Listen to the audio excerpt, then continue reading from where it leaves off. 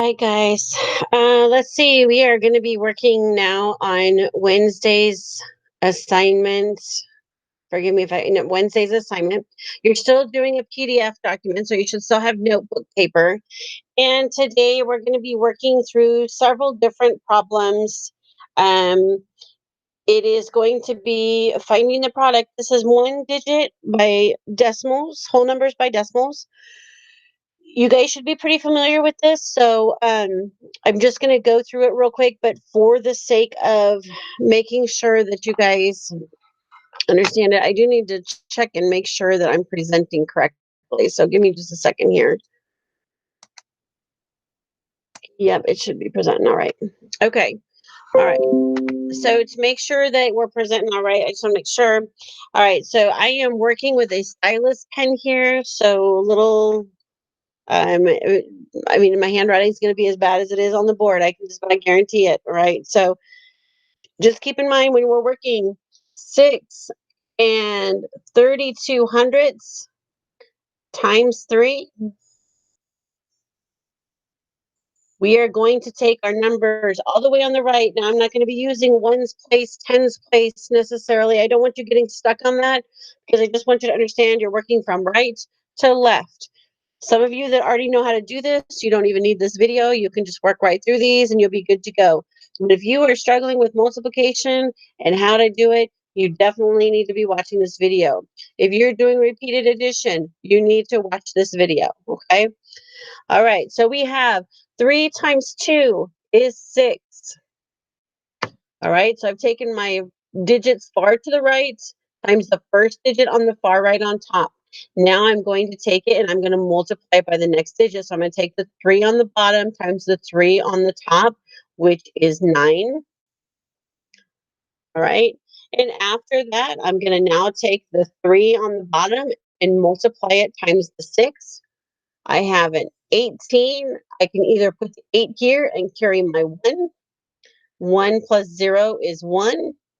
I now have what I see up here is 1,896, but I haven't placed my decimal places yet. Now, what I need to pay attention to is the fact that I have two places behind the decimal in my first factor, and I don't have any numbers past the decimal in my second factor. So that means that my answer must have 2 places behind the decimal. So 6 is 1, 9 is 2. I'm going to put my decimal place right there at 18 and 96 hundredths. I'm going to do one more example with you. Let me just do all this. And then you're going to do the remainder of them yourself. So we're going to go ahead and do 4 and 5/10 times 8.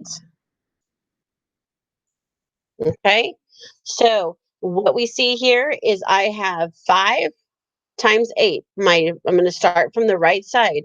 I'm going to go 8 times 5 is 40. I'm going to put my 0 down here and I'm going to carry my 4. Okay, so I have put my 0 here, carried my 4. Now I'm going to take my 8. I've already multiplied it times the number on the right. I'm going to go to the number right next to it. 8 times 4 is 32, plus 4 is 36. So I've added in my carry. I'm going to put my 6 here. I can carry my 3 up here. 3 plus 0 is 0, so there's 3. And notice that in my first factor, I have one number behind the decimal. And in my second factor, I do not have any numbers behind the decimal. So I am just going to have one decimal place. It makes this a whole number. It makes it 36.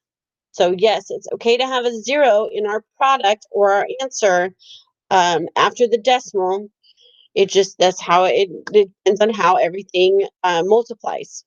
So I want you to go ahead and finish doing the rest of the um, problems that are in the slides, and then you will see that there's an answer key after.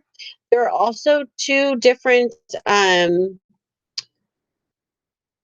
word problems that I do want to read to you real quick. We have a hummingbird weighs 5 and 8/10. If the hummingbird eats 8 times its body weight each day, how much does the bird eat in 4 days? And remove all this. If the hummingbird weighs 5 8/10 and it eats 8 times its body weight, that means 5 8/10, 8 times. So if we multiply those two numbers, what do we get?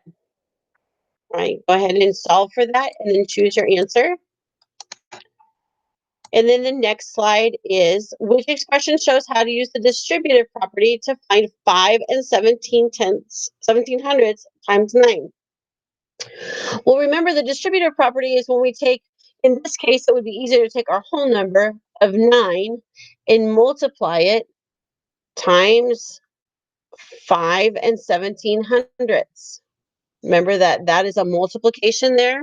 Either we have a little dot, we have the time sign, or we can have parentheses. So I need to take and expand out 5 and 17/hundredths. So what does that look like? It is 5 plus 17/hundredths. And I still have my 9 out here. Now, what I have to do is I have to show how do I multiply that out. I have to multiply the 9 times both numbers. Okay? What is it going to look like? All right. So go ahead and solve for that. I'm going to just erase all this so I don't have to save it. And then you will be done with your assignment for today. Make sure that you're checking your work and that you have a good day.